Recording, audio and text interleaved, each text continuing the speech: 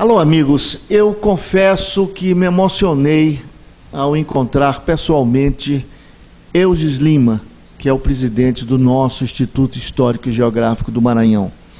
Uma das instituições mais importantes do Estado.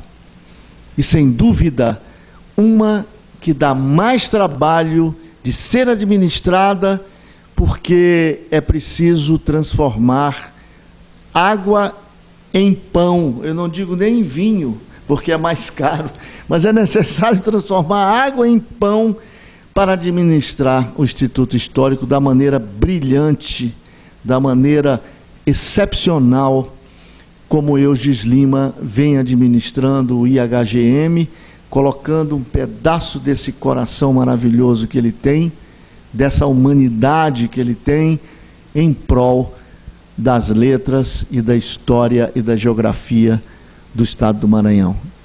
Eu estou muito feliz em te encontrar pessoalmente e quero que você confesse para mim a sua satisfação, vindo de uma outra atividade, né? Mas tendo uma atividade correlata, de repente você recebe o convite para assumir a presidência, para participar da eleição da presidência, primeiro como vice, depois como presidente. E qual foi o impacto? Qual foi a maior ideia que você teve em aceitar o convite? Primeiro dizer que a honra aqui é nossa, né, em receber você, jornalista Mário Lincoln, que eu admiro de há muito tempo, aqui hoje nesta casa, né, aqui na sala da presidência do IHGM, né, na casa de Antônio Lopes. Mas dizer que isso é uma satisfação grande, é nossa, uma honra muito grande. Primeiramente, a gente teve uma experiência como vice, né, tivemos a oportunidade, e depois, no outro momento, nós fomos eleitos, né, em eleição direta, para a presidência do Instituto, né? Isso se deu em 2014, você sabe que os mandatos aqui são de 2 anos, eu estou aqui no segundo mandato, e desde então a gente vem tentando realizar esse trabalho. De fato, é uma responsabilidade muito grande, né? Para quem conhece a história do Instituto Histórico e Geográfico do Maranhão, uma instituição quase que secular, né? A gente está aí já às vésperas do seu 92 anos, portanto, beirando já um século. Então, são poucas instituições do nosso estado que conseguem ter essa marca, né? Essa vida longa, de trabalhos ininterruptos, né? Como é o caso do Instituto. Então, foi um desafio muito grande, uma responsabilidade muito grande. Eu sempre me inspiro no patrono da casa, que é o Antônio Lopes, né? O Antônio Lopes foi o grande entusiasta, foi o grande fundador do Instituto Histórico. Ele foi que teve essa ideia, né, em 1925, e sempre sonhou. Ele dizia que era um sonhador, né, um sonhador incorrigível, né, e sonhava em um dia ver o Instituto bem, né? Então a gente, a marca da nossa gestão é um pouco disso, né? Esses 3 anos que você está aqui, vão completar 4 ano que vem, né? Isso. E eu sei que você fez excelentes realizações aqui no Instituto. Me fale de 2 realizações que você realmente se emocionou ao ser o gestor dessas 2 principais ações. Eu destacaria a questão da doação da biblioteca do professor Ribamar Caldeira, né, que era um cientista político, sociólogo da Universidade Federal do Maranhão, né, e que é falecido. E ano passado a sua família, a sua esposa, a dona Marlene Caldeira, né, ela buscava uma destinação para a biblioteca do professor Caldeira. Interessante. Então, ela fez a doação para o Instituto, né, escolheu o Instituto para doar o acervo do professor Caldeira, o acervo de livros, né, mas também de obras de arte, um acervo com mais de 2.000 livros, e escolheu o Instituto, né? Então, há muitos anos que o Instituto não recebia, não sei se uma doação desse porte. até porque não tinha estrutura, condições de receber. Acho que propostas até ocorreram, né? Mas infelizmente o Instituto não tinha condição. E na nossa gestão a gente gerou essas condições, né? Então isso respondendo aí a sua pergunta, seria algo que me emocionou. Primeiro porque escolheu o Instituto, né? Acreditou no Instituto, entendeu que esse acervo que ela estava guardando há mais de 13 anos, né? Ela fez a doação para a gente. Então, se fez a doação porque acreditou. E aí a gente se esforçou bastante para honrar esse gesto da parte dela. É um acervo que vem enriquecer muito o nosso acervo já existente, são mais de 2.000 livros. É uma biblioteca de um grande sociólogo e cientista político do Maranhão, que escreveu trabalhos importantes, considerado talvez o primeiro sociólogo moderno do Maranhão, né? Então, isso é algo que eu poderia destacar, né? Um outro aspecto seria a própria biblioteca, né? A gente conseguiu ampliar as dependências do Instituto. Hoje o Instituto Histórico ele ocupa... antes ele ocupava só esse andar aqui, esse segundo andar. Hoje nós ocupamos o segundo andar e o primeiro andar deste prédio, que é nosso, sempre foi nosso. Então a gente duplicou as dependências do Instituto Histórico, né? Está com umas instalações melhores. Depois que a gente já assumiu aqui, a gente já fez 2 grandes reformas, tentando melhorar, né, a parte de infraestrutura, a aparência, né, estética do Instituto. Fizemos reformas no auditório, em todo o prédio, já 2 vezes. E aí você pode perguntar, poxa, mas o Instituto, como é que você consegue fazer isso, né? Pois é, eu tenho brincado com os colegas, com os confrades, dizendo que depois que eu sair daqui do Instituto, né, brincadeira, mas eu estou capacitado para administrar qualquer empresa, porque aqui a gente tem uma limitação de recurso muito grande, a gente vive da contribuição dos sócios, não recebemos nenhum tipo de apoio governamental, nenhum subsídio, mas com muita fé, com muita dedicação, né, a gente tem conseguido transformar o pouco em muito, né? Com relação às revistas, às publicações, é muito interessante também, não é? Pois é, o Instituto está a revista do Instituto, que é uma das, talvez a revista desse gênero mais antiga do Estado, foi criada em 1926, né? Tem números bastante importantes, principalmente os 6 primeiros números. O Instituto nunca conseguiu manter uma regularidade, né?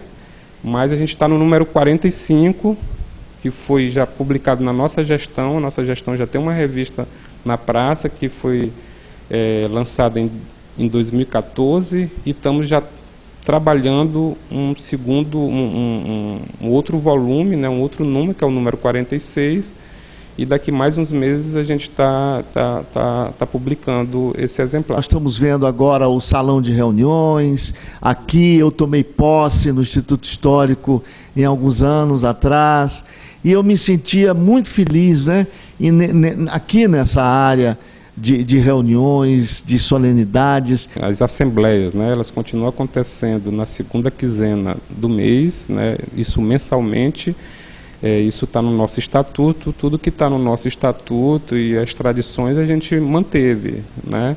Então elas continuam acontecendo, as assembleias gerais, as reuniões de diretoria também, elas continuam acontecendo no auditório, né? Então essa parte das reuniões continua sendo mantida, essa tradição. Há assembleias festivas também, há palestras. Esse é um aspecto que talvez seja importante a gente ressaltar, né? Eu quando vim para cá e quando assumi a presidência, eu pensei, nós vamos manter a tradição, né, vamos manter, ninguém vai romper com a tradição do Instituto, mas vamos, na medida do possível, tentar adequar, né, acho que é isso que a gente tem feito, né, tentar adequar as finalidades do Instituto, a tradição do Instituto, com os tempos de hoje, né? Tanto é que a gente hoje tem blog na internet. Isso é uma inovação da nossa gestão, não existia isso no Instituto, né? Temos fanpage, entendeu? Estamos criando agora o Instagram do Instituto. Então, esses canais, esses órgãos, né, de comunicação via redes sociais e blogs na internet foi fundamental, né, para que o trabalho que a gente está realizando aqui, né, possa ser divulgado, né? Você sabe disso, né? Então, assim, temos feito várias atividades. Nós temos um calendário de atividades anual.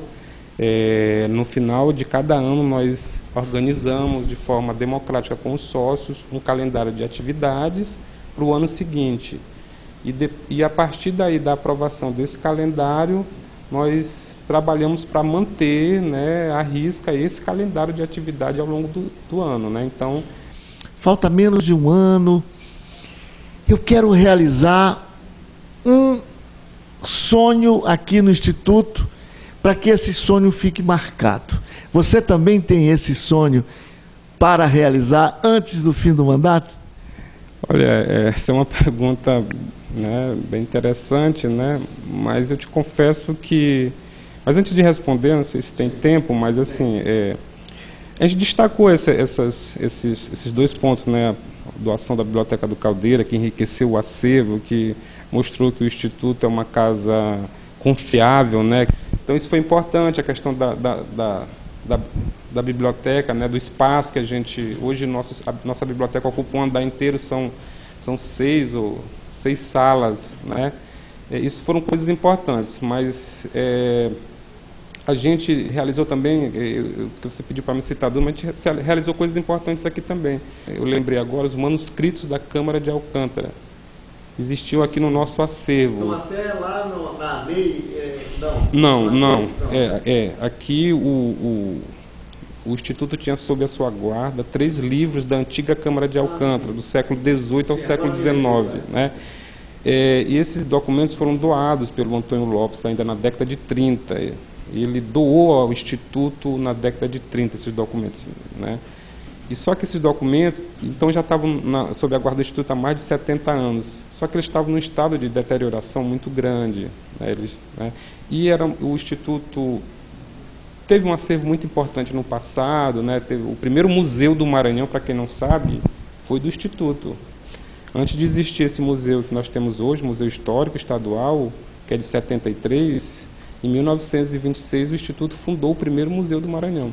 Só que ao longo desse tempo e devido às atribulações que esta entidade sofreu, né, isso faz parte da história do Instituto, sem sede própria, sendo expulso até de alguns lugares, etc. e tal, esse acervo precioso foi se perdendo, mas ainda restou alguma coisa.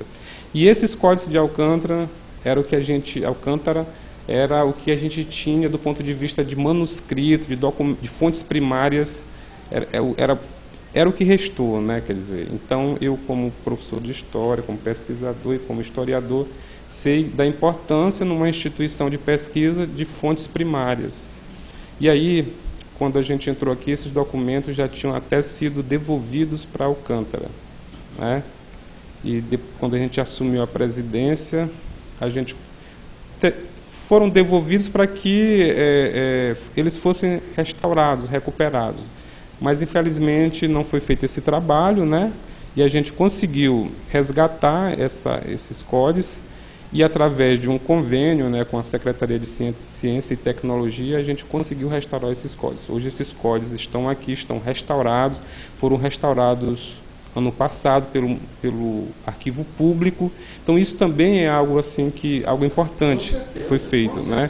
Eles estão restaurados, estão aí, estão disponíveis. Foi um convênio que nós fizemos. Essa é a primeira etapa, mas ainda existem outras etapas até a publicação. Então, isso foi algo importante, né, do ponto de vista do acervo do Instituto que a gente realizou. Mas, respondendo à sua pergunta, sim, nós temos, sim, alguma coisa que a gente poderia dizer, poxa, isso, se eu conseguir realizar isso, né? Bem, a questão da sede do Instituto sempre foi um tema recorrente, né, ao longo, né? O Instituto Histórico só vai adquirir sua primeira sede em 1950, né, com o governador Sebastião Acha, que vai fazer a doação, tanto é que é considerado o nosso grande benemérito, né?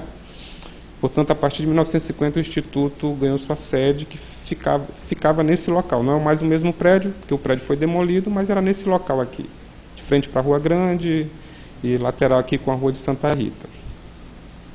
E aí, depois de alguns anos aqui nesse prédio, né, os sócios foram envelhecendo e perceberam que as escadas acabavam sendo um obstáculo, um estorvo, né? Então, hoje, nos dias de hoje, com essa questão da acessibilidade, né, uma boa parte dos sócios já são bem idosos, e até mesmo os que não são idosos têm dificuldade, vocês devem, né, de subir esses lances de escada, né? Então, assim, e também a questão de que a cidade é uma cidade patrimônio cultural da humanidade, é uma cidade histórica. Nesses poucos anos de mandato, eu tive a oportunidade de conhecer alguns institutos no Brasil, né? E lhe asseguro a vocês que 95% dos institutos no Brasil hoje, eles estão localizados nos prédios históricos, nos prédios mais bonitos das suas capitais. Inclusive Curitiba, né, que eu e a Domi visitamos lá numa solenidade. Então, assim, uma cidade como São Luís, uma capital como São Luís, que tem o maior acervo arquitetônico de origem portuguesa, né, com características portuguesas, com um acervo de milhares de prédios históricos, é inconcebível que o Instituto Histórico não fique num desses edifícios, né? Então, no passado, foi feita uma sessão de guarda de um casarão muito bonito ali na Rua do Sol, Craveiros, esquina com a Rua do Sol. Naquele momento, não sei por que razão, não foi efetivado a mudança do Instituto, e eu te digo que o nosso sonho, hoje, enquanto presidente do IHGM, enquanto dirigente do IHGM, seria retomar essa sessão de guarda, sessão de uso, melhor dizendo, para que o Instituto possa transferir a sua sede, pelo menos administrativa, né, para lá, para gerar mais acessibilidade para os sócios, mais acessibilidade para os visitantes, para os amigos do Instituto. É um prédio bonito que foi restaurado há uns anos atrás para o IHGM, mas infelizmente uma gestão passada não conseguiu tomar posse, mas a sessão ainda está em vigor. Então, assim, isso só depende do poder público, né, principalmente do governo do Estado, né? É algo que só o governo do Estado pode realizar, né? Então, esse seria o nosso sonho, né? Quer dizer, seria, poxa, se eu conseguir realizar isso, eu fecho com chave de ouro essa gestão, né? Não é que a gente ia abandonar esta sede, não. Essa sede ela pertence ao nosso patrimônio, continuar pertencendo, mas a gente poderia ter uma outra sede, né, onde a gente pudesse fazer as nossas reuniões num local mais acessível, mais adequado, né, porque se há 40 anos essa sede contemplava o Instituto, hoje já, né, não contempla tanto. Você viu que a acessibilidade aqui é difícil, né? As pessoas às vezes não vêm aqui por conta desse acesso que é complicado. Então seria isso. Olha só, você viu aí a grandiosidade, a grandeza desse homem simples, mas de uma inteligência incomensurável.